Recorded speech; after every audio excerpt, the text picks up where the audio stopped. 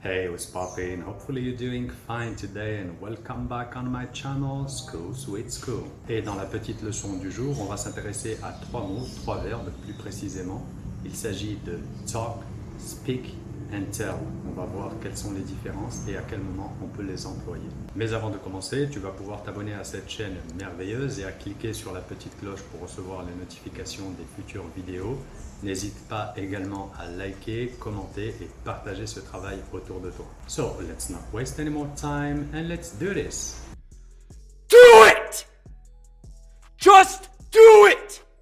Alors, le premier verbe talk est un verbe régulier, c'est-à-dire que sa forme passée c'est talked et sa forme participe passé c'est également talked. Les deux verbes suivants, to speak and to tell, sont des verbes irréguliers et leurs formes respectives sont to speak, spoke, spoken et to tell, told, told. Les verbes talk et speak ont exactement le même sens et ils se traduisent en français par parler.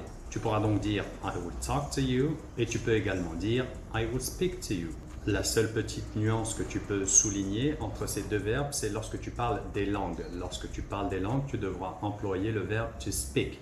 Donc, tu peux dire par exemple I speak English, je parle anglais. I don't speak Spanish, je ne parle pas espagnol.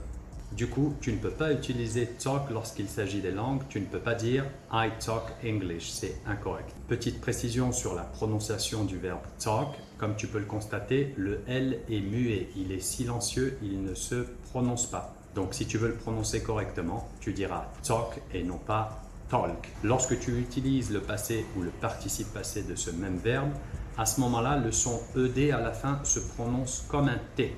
Donc ça s'écrit talked, mais ça se prononce talked. I talked, you talked, he talked, I have talked, you have talked, she has talked. Le verbe speak, comme je te l'ai dit, est un verbe irrégulier, c'est-à-dire qu'il a sa propre forme du passé et du participe passé. Donc tu diras Today I speak, yesterday I spoke. Et donc tu ne diras pas yesterday I speaked, c'est parfaitement incorrect. Et le participe passé du verbe speak, c'est spoken.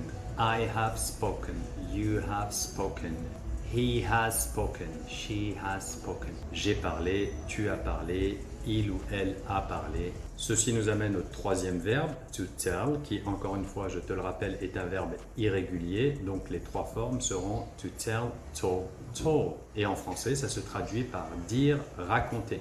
Donc les deux premiers, to talk, to speak, c'est plutôt parler, alors que to tell, c'est plutôt dire, raconter.